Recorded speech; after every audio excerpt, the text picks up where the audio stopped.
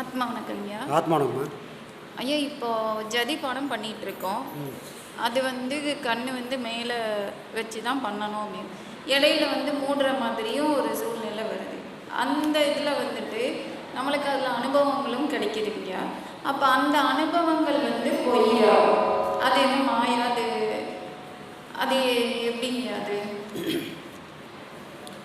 நீங்கள் பாடம் வாங்கின நாளில் இருந்து இது வரைக்கும் நமக்கு அனுபவம் இல்லை.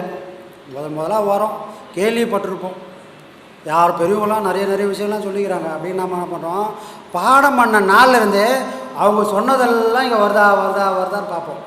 வருதான்னு பார்த்தால் கண்டிப்பாக வந்துடும். ஆனால் பாடம் பண்ணல. முதல் 3 பாடத்தில் அனுபவத்துக்கு வேலையே கிடையாது. அங்கே அனுபவத்துக்கு வேலையே இல்லை. ஒரு டிரைவிங்கே கற்றுக்கிற கதை கற்றுக்குறோம். இந்த கற்றுக்கினால் மட்டும்தான் முதல் 3 பாடமும் ஸ்தூல பாடம். அப்போ என்னது, லைசன்ஸ் கொடுக்கல, இன்னும் எல்போர்டு தான் வச்சுருக்கிறோம். அப்போ அங்கே நம்ம என்ன பண்ணுறோம், டெக்னிக்னா ஆகலை. அந்த நிலை தான் இங்கே.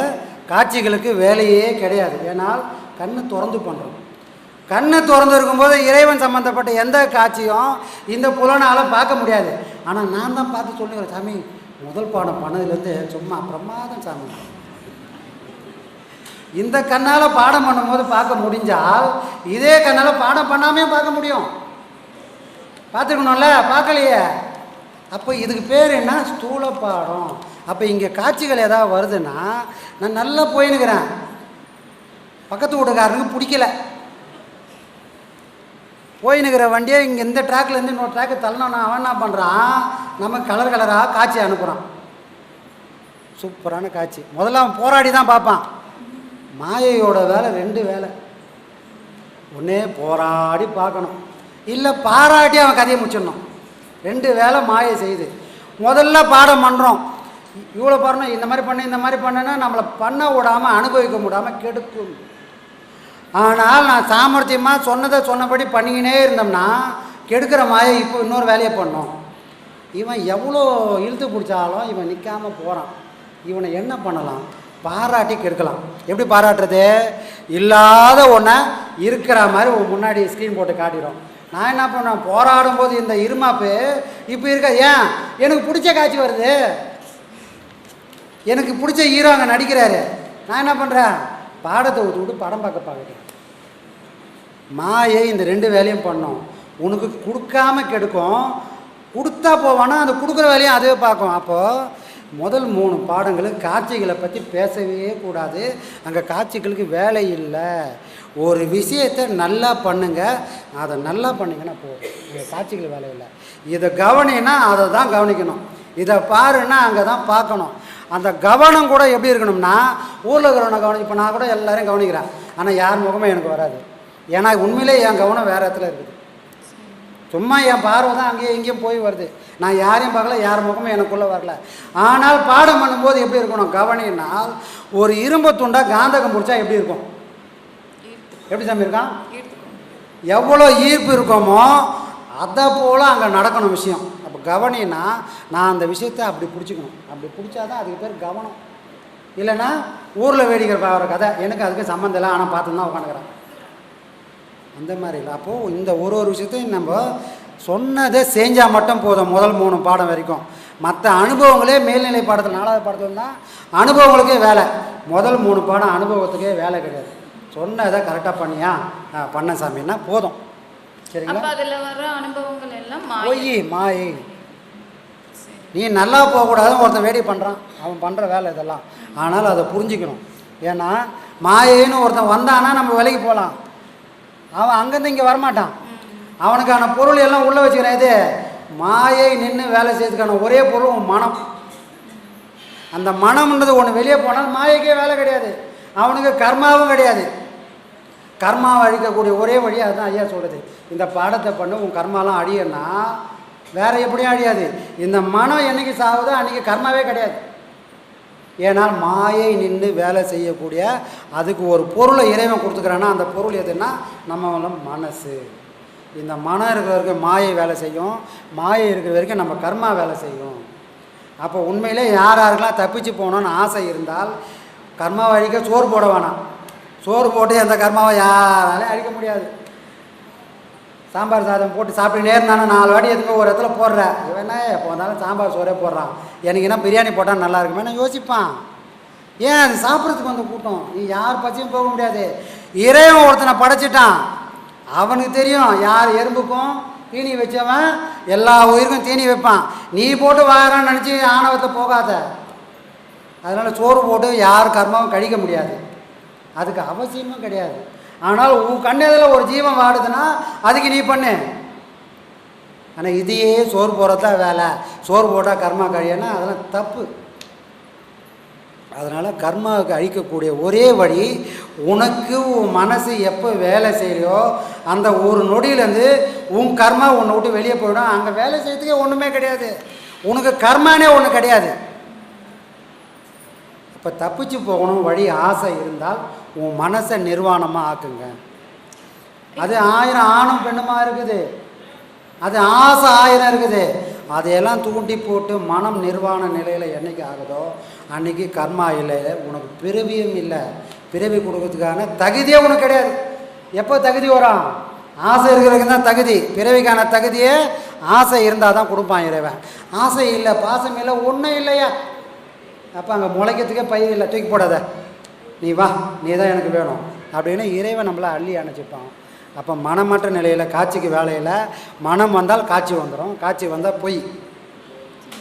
இப்போ இந்த பாடத்தில் ஏங்க கண்ணு மூடக்கூடாது, இந்த பாடத்தில் ஏன் கண்ணு மூடுனா எங்க கண்ணு திறந்தே தான் இருக்கணும் அப்படின்னு சொல்லி கண்ணை திறந்து தான் பண்ணுறோம். அதை ஏன் பண்ணுறோம், கண்ணை மூடி பண்ணால் நல்லா இருக்குமே, அதானே. அதுதாங்க. ஒரு நாய் இருக்குது, அந்த நாய் எப்படியாப்பட்ட நாயினா தப்பாக யாரும் நினச்சிக்கோனா, ஒரு உதாரணம் தான். ஒரு நாய் இருக்குது, நாயோட போனால் என்ன, பெரியவங்க பழமொழி சொல்லுவாங்க, நாய்க்கு வேலையே இல்லை நிற்க நேரமும் இல்லை.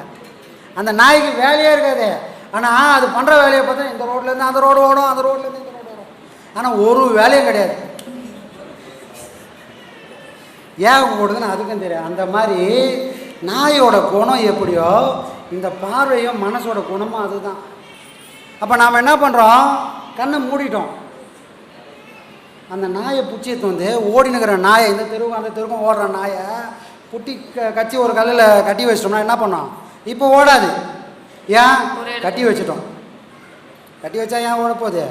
அப்போ நம்ம என்ன நினச்சிக்கிறோம், ஓ இனிமேல் இப்போ நல்ல நாயாகி போச்சு, இப்போ அவுத்து விட்டா அது ஓடுமா ஓடாதானு, ஓடாது. ஏன்னா தெரிஞ்சிச்சு பாரு, இன்னைக்கு ஃபுல்லாக கட்டி வச்சோம், அது அங்கேயே தான் இருக்குது, கட்டை அவுத்து பாரு, அதோட இயற்கையான குணத்தில் ஓடும்.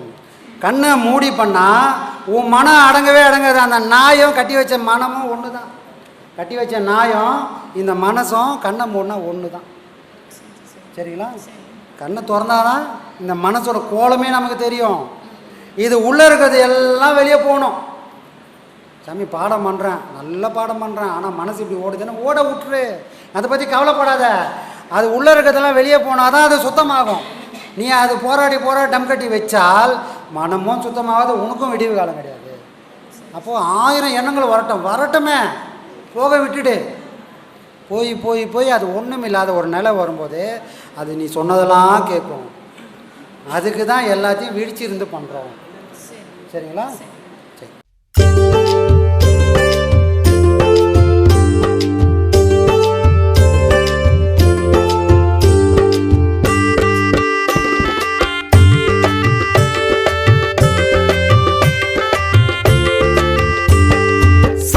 நம்ம நித்யானந்த சாமி சரணம் பாடு, சங்கடங்கள் தீர நம்ம சாமியத்தான் நாடு. சாமி நம்ம நித்யானந்த சாமி சரணம் பாடு, சங்கடங்கள் தீர நம்ம சாமியத்தான் நாடு. சண்முகனின் சந்நிதியே அவர் வசிக்கும் வீடு, சண்முகனின் சந்நிதியே அவர் வசிக்கும் வீடு. புன்னகைத்து அரவணைப்பார் சாமி பதம் நாடு. சாமி நம்ம நித்யானந்த சாமி சரணம் பாடு, சங்கடங்கள் தீர நம்ம சாமியத்தான் நாடு.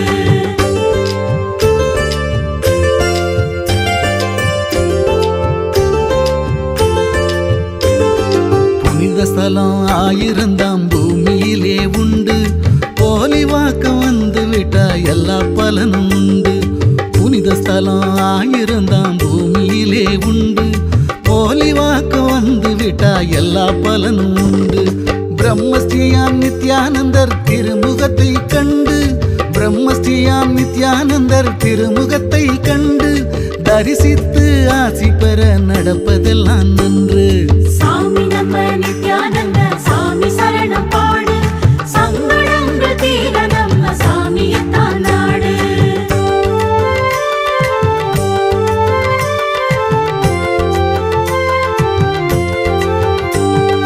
போலிவாக்கும் சித்தரையே போற்றி பாடு நீயும், பொல்லாத எண்ணம் எல்லாம் பொசுங்கித்தானே மாயும். போலிவாக்கும் சித்தரையே போற்றி பாடு நீயும், பொல்லாத எண்ணம் எல்லாம் பொசுங்கித்தானே மாயும். உனக்கும் எனக்கும் எப்பவுமே உள்ளத்திலே காயம், உனக்கும் எனக்கும் எப்பவுமே உள்ளத்திலே காயம். சாமியாலே மனதில் உள்ள காயம் எல்லாம்